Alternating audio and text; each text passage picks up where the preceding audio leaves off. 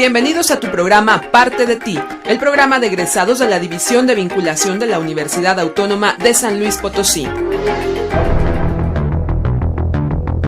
Inicia este recorrido con nosotros lleno de recuerdos y anécdotas de las que tú eres la pieza más importante.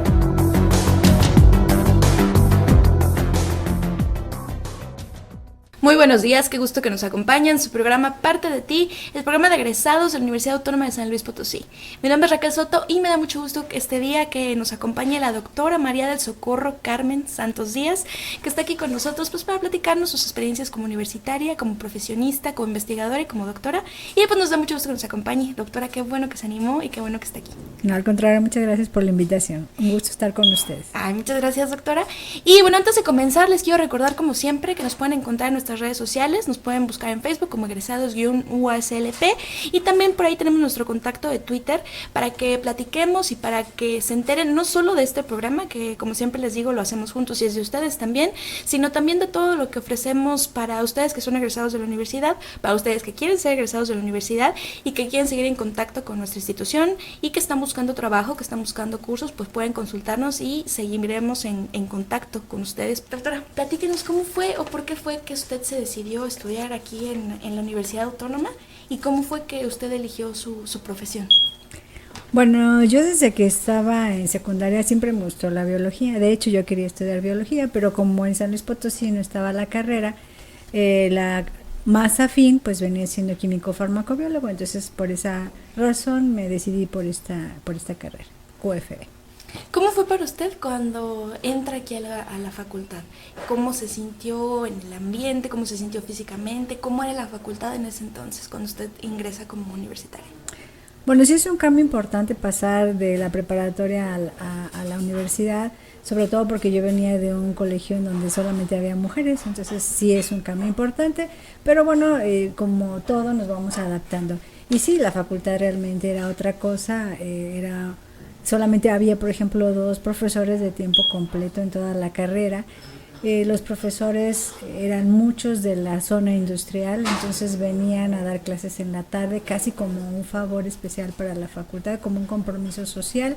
Entonces la mayor parte de las clases eran en la tarde. Ahora pues es completamente diferente, tenemos muchos profesores de tiempo completo, es decir, están únicamente enfocados a realizar su trabajo de docencia y de investigación, y en aquella época pues era todo lo contrario, era más bien como un compromiso con la universidad de venir a apoyarnos, de venir a enseñarnos. Entonces, claro, la infraestructura igualmente era bastante diferente. Creo que se ha hecho un gran esfuerzo por parte de las autoridades universitarias por mejorar nuestra facultad. Yo casi le podría decir que es una diferencia del cielo a la tierra, o de la tierra al cielo más bien, comparado con aquellos tiempos. Doctora, nosotros cuando pensamos en la profesión de químico farmacobiólogo, de repente socialmente se ve como muy encasillado, ¿no? O sea, como trabajando en cosas muy específicas, como le viene a una mente la farmacia y todo, que evidentemente es erróneo.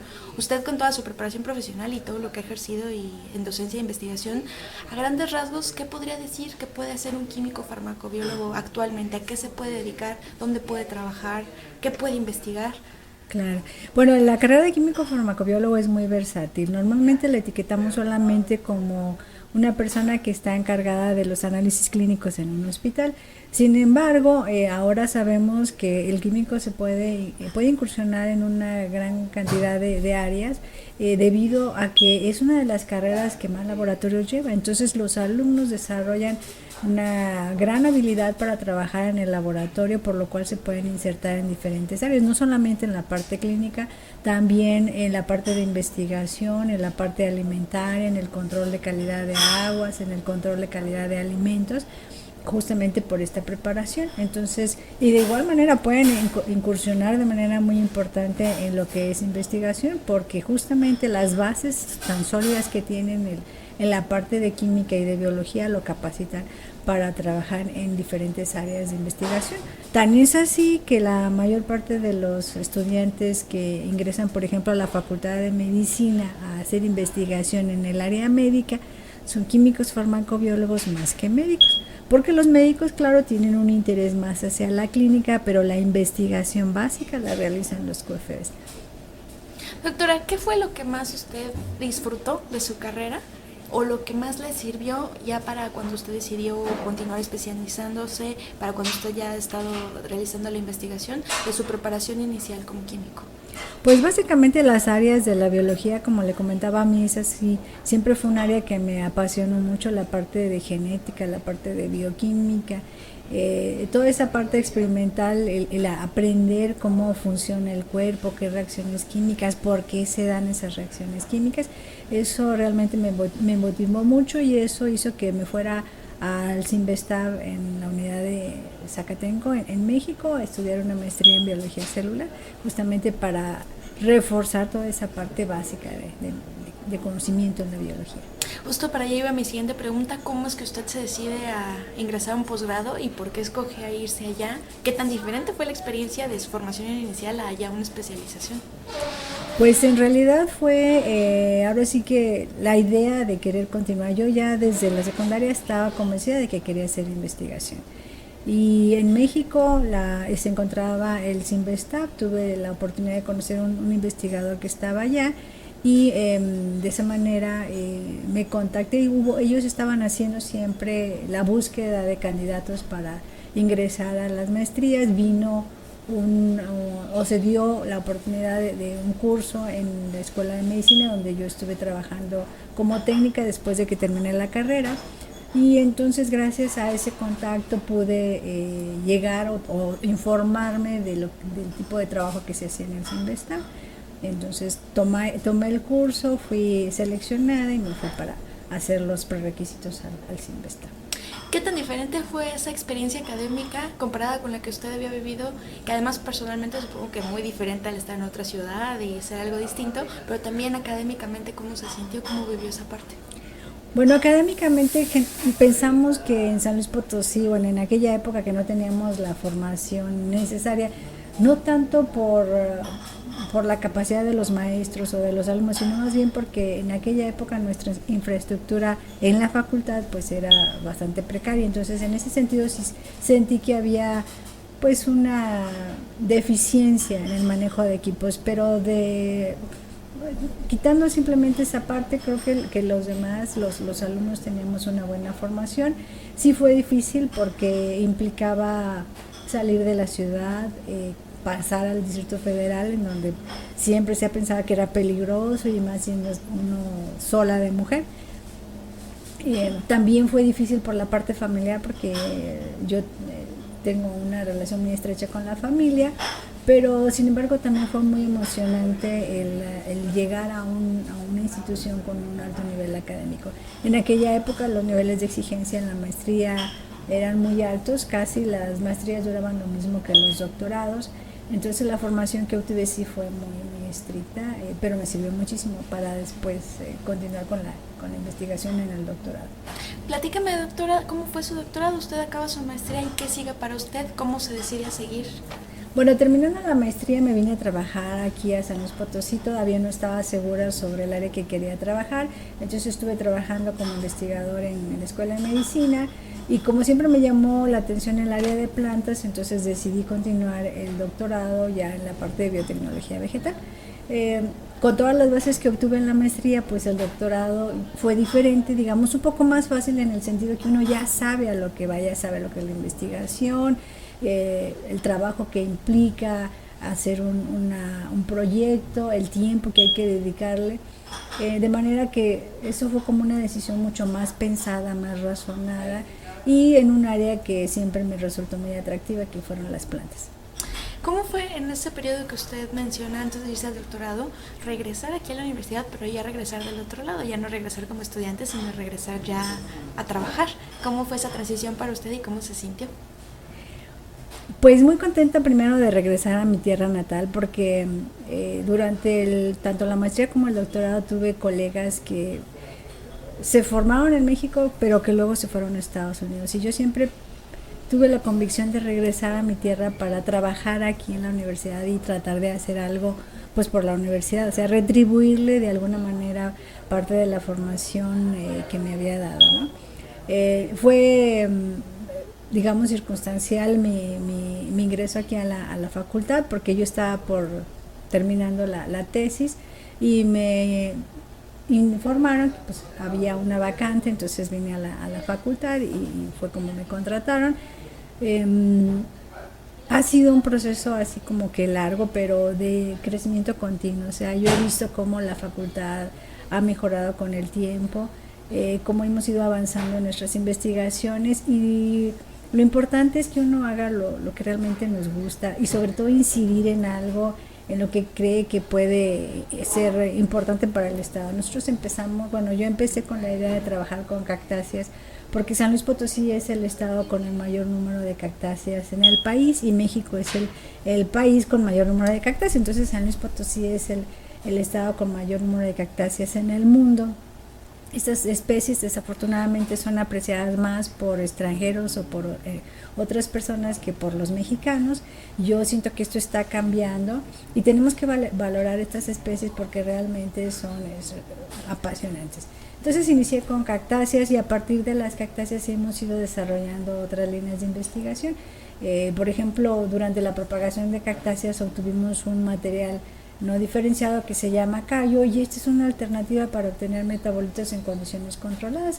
Sabemos que las cactáceas tienen una serie de productos químicos importantes para la salud, pero que si colectamos esos metabolitos de las plantas, pues nos vamos a acabar el recurso. Entonces esta alternativa de utilizar cultivos in vitro pues nos abre la posibilidad de obtener metabolitos en condiciones controladas. Entonces iniciamos con una parte que era la propagación y conservación de cactáceas y pasamos después de esa línea a lo que sería la generación de metabolitos, y una cosa tras otra se han ido encadenando pues para ampliar nuestras líneas de investigación.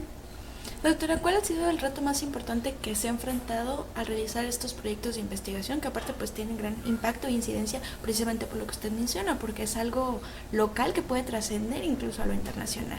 ¿Qué es lo más difícil que a usted le ha tocado vivir? Pues lo más difícil tal vez sea el conseguir los recursos, porque nuestro país debería estar consciente, nuestros gobernadores, nuestros legisladores deberían estar conscientes de la importancia que es darle apoyo a la educación. Entonces nosotros como investigadores tenemos que conseguir nuestros recursos. También la universidad nos apoya a través del Fondo de Apoyo a la Investigación, pero mayormente debemos conseguir nuestros recursos a través de proyectos de investigación, y estos proyectos cada vez está más difícil acceder a ellos porque hay muchos investigadores, entonces los recursos están bastante competidos, ¿no? Eso ha sido sí una limitante, el que no nos podamos desarrollar del todo porque a veces nos faltan recursos. La otra cosa es, yo creo que entusiasmar a los muchachos para que hagan investigación. Una vez que entran en investigación, creo que hacen muy buen papel, pero creo que sí le hace falta difusión a la ciencia. O sea, sabemos quién es el cantante, quién es el futbolista, pero luego no sabemos quiénes son los científicos, por ejemplo, en la universidad, o qué relevancia tiene la función que hacen los científicos. Entonces yo creo que algo que sí nos hace falta es esa difusión de la ciencia, del quehacer científico, que los muchachos se entusiasmen por aprender, por conocer el mundo que nos rodea. A mí sí me gustaría transmitirles como que esa inquietud a los alumnos de que sí, el mundo científico es fascinante. Sí, claro que sí. La divulgación científica, ¿no? Exactamente, tan platicada, pero sí, de repente tan escasa, sobre todo en edades más jóvenes, ¿no? Que claro, están a tiempo de decir claro. todavía la profesión. Doctora, platíqueme, platicamos fuera del aire que usted está en el laboratorio de cultivos vegetales. Así es. ¿Cómo funciona este laboratorio? ¿Qué se hace aquí? Bueno, miren, nosotros trabajamos con una técnica que se llama cultivo de tejidos vegetales. Esto implica que tomamos una parte de la planta, lo colocamos en un medio de cultivo y en condiciones específicas, y a partir de ese tejido se puede regenerar la planta completa. Entonces estamos haciendo clonación. Y la clonación es de gran utilidad, por ejemplo, para propagar especies ornamentales de interés comercial. Entonces usted tiene una orquídea muy hermosa con ciertas características, la puede propagar por esta metodología. O bien, en el caso de las cactáceas, que también trabajamos con orquídeas, pero en el caso de las cactáceas lo que hacemos es cultivar especies que están con algún grado de amenaza, con la finalidad de conservar el recurso y mantenerlo para las generaciones, porque una vez que se extingue una planta o un animal, pues no podemos hacer nada. Podemos ir a la luna, pero no podemos hacer que una planta vuelva a nacer o se vuelva a formar, ¿no? Entonces, una de las áreas es micropropagación y estamos trabajando con diferentes especies de cactáceas, también estamos trabajando con orquídea y con especies forestales, con la idea de hacer la conservación del recurso. Luego, la otra línea de investigación, también con cultivo in vitro, es la obtención, como comentaba anteriormente, de metabolitos secundarios, y estamos trabajando con callos de cactáceas que están produciendo antioxidantes. Dentro de los callos que manejamos también tenemos callos de nopal. Ustedes saben que el nopal tiene una gran cantidad de propiedades medicinales, y entonces ahora nosotros también estamos trabajando con ese callo para tener una fuente continua que no esté sujeta a los factores ambientales. Si ustedes tienen un nopal en el campo y produce un metabolito, pero luego cae una helada, le cae una plaga, pues entonces se puede perder todo el cultivo. Entonces, haciéndolo en el laboratorio, pues uno tiene una fuente continua del metabolito en condiciones controladas y además libres de patógenos. Y estamos ya iniciando los cultivos, los estudios biológicos para analizar las propiedades farmacológicas de estos extractos. Hemos encontrado, por ejemplo, que estos extractos de cactáceas tienen la capacidad de dilatar anillos de Oort, es decir, tienen propiedades vasodilatadoras, algo que no se había reportado. Y la idea es justamente hacer o dar a conocer que las cactáceas pueden tener un valor farmacológico adicional, es decir, le dan un valor agregado a estas especies. Y tenemos una tercera línea de investigación, igual con cultivos in vitro, que está enfocado a los procesos de bioremediación. Ustedes saben que en este momento tenemos problemas serios de contaminación ambiental, el calentamiento global, y en el tanque Tenorio, que se encuentra cerca aquí de la ciudad, que sabemos que es un cuerpo de agua contaminado con aguas industriales y domésticas, que tiene niveles altos de materia orgánica, de contaminantes igual orgánicos y de metales. Ahí entonces crecen unas plantas que son plantas acuáticas, el tule y la espadaña. Estas plantas, en donde crecen las plantas, el agua se ve más clara, entonces esto nos indica que las plantas están removiendo los contaminantes.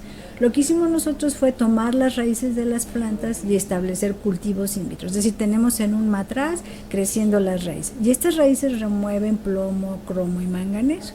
Pero como su crecimiento no es así tan rápido como lo que se desearía para procesos de remediación, nos asociamos con un investigador de Aguascalientes, el doctor Eugenio Pérez Molfe, y con él hicimos transformación de raíces. Entonces ahora tenemos raíces transformadas. ¿Esto qué implica? Pues que una raíz normal, por decir, va a tener 100 pelos radiculares, pero una raíz transformada va a tener 1000. Entonces ahora estas raíces tienen la capacidad, mayor superficie de absorción y por lo tanto mayor capacidad para captar los metales, y de hecho ya demostramos que tienen el doble de la capacidad para remover cromo en manganeso. Entonces estamos con un sistema que es altamente eficiente para remover metales. Claro, estas plantas al ser transgénicas no se pueden liberar al medio ambiente, pero sí se pueden utilizar en ambientes confinados para la remoción de metales. La idea que nosotros tenemos es probar con aguas industriales que se generen unos humedales artificiales, o bien en unos tambos que se pongan las plantas que absorban todos esos contaminantes, de manera que la industria, cuando libere sus aguas al medio ambiente, entonces ya tengan una menor cantidad de contaminantes.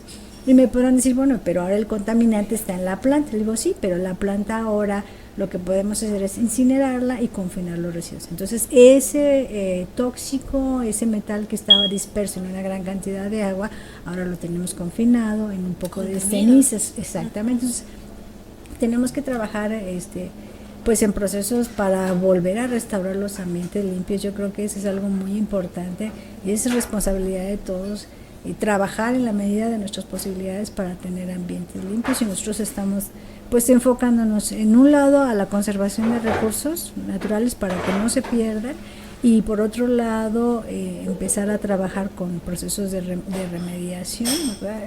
Ya con estas plantas transgénicas, que claro, todo el proceso de obtener esas plantas transgénicas pues nos ha llevado varios años de estudio y de trabajo. Era lo que le iba a preguntar, doctora, ¿cuánto tiempo lleva esta investigación activa? Y más o menos, o si hay algún estimado de cuándo cree usted que ya se puede aplicar ya prácticamente, como usted menciona. Bueno, los primeros años de investigación se centraron básicamente en la propagación de varias especies de cactus.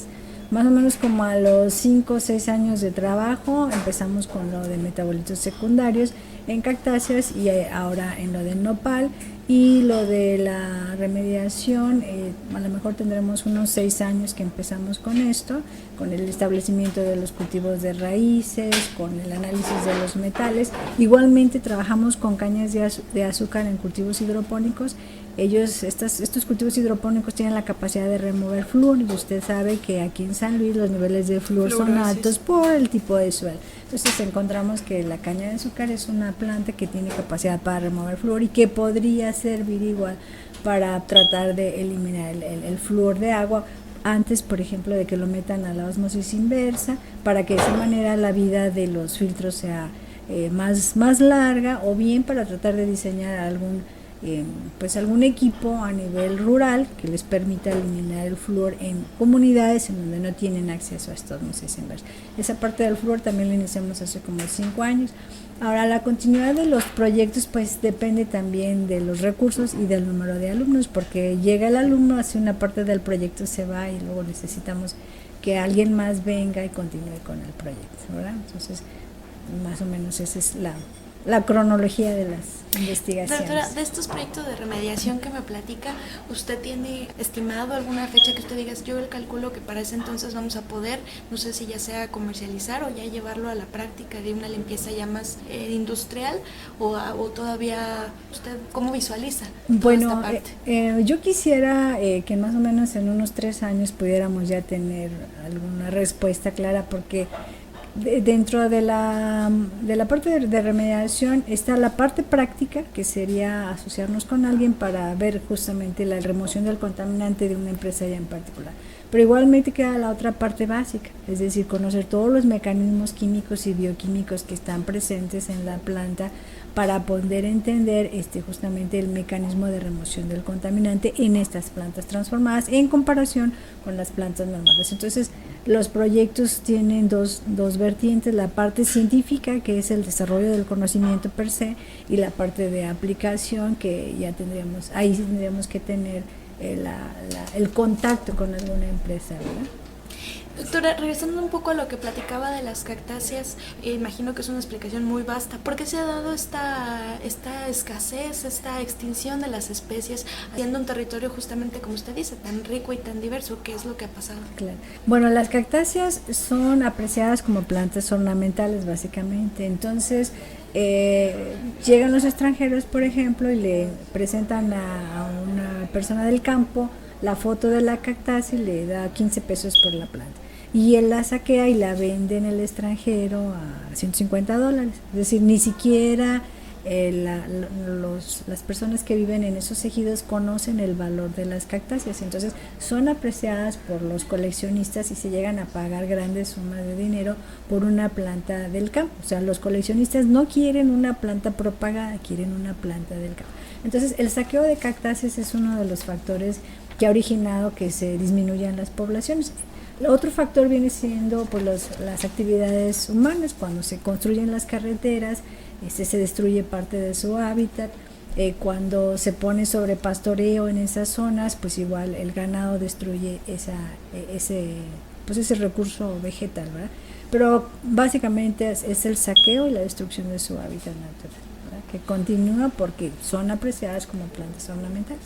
Sí, que aparte se tienen que atacar de muchas áreas, ¿no? Exacto. Evidentemente lo que usted dice de la conservación en este lado científico, pero también pues tiene que haber muchas acciones, claro, para que las cosas nos corresponde, ¿no?, a todos, tanto a las cambien. Instituciones gubernamentales, académicas y a la sociedad civil. Doctora, usted ha recibido muchos reconocimientos, yo sé, como los 20 de noviembre. Platícame cómo ha sido, pues sí, recibir este reconocimiento a su trabajo, estos méritos que ha alcanzado académicamente y en el área de investigación. Pues muy satisfactorio. El primer premio que recibí fue justamente por la propagación de las cactáceas, y realmente no me lo esperaba, pero fue muy satisfactorio, sobre todo porque pues es trabajo de la universidad hecho con alumnos, porque son los alumnos los que realizan el trabajo de investigación, y eso pues nos estimula a seguir trabajando, haciendo lo que nos gusta, porque además esa es otra cosa, ¿no? Las cosas que uno hace las tiene que hacer con pasión. Sí, claro. porque sí, así se salen las cosas, ¿no? Claro. Doctora, pues le agradezco mucho que haya estado con nosotros. Yo sé que este es un tema muy amplísimo, pero seguramente, pues como usted dice, los proyectos van a ir creciendo y los resultados ya se están viendo desde hace mucho. Y usted lo platica con mucha pasión, que es lo importante, que seguramente van a seguir adelante. Sí, me encanta mi trabajo.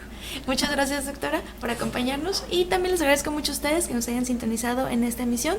Les recuerdo que nos esperamos la próxima semana para seguir platicando más de la universidad, y ella fue la doctora María del Socorro Carmen Santos Díaz, que pues nos platicó todo su trabajo, y no solo su trabajo, sino también su experiencia personal, que también es muchas veces lo que nos lleva pues a ejercer nuestra profesión y a estar en donde estamos. Muchas gracias a ustedes. Muchas gracias, doctora, y nos vemos la próxima semana. Mi nombre es Raquel Soto, hasta la próxima. Esto fue Parte de Ti. Te agradecemos el habernos sintonizado y te invitamos a que nos acompañes en nuestra próxima emisión, donde tu participación es la parte más importante en este recorrido.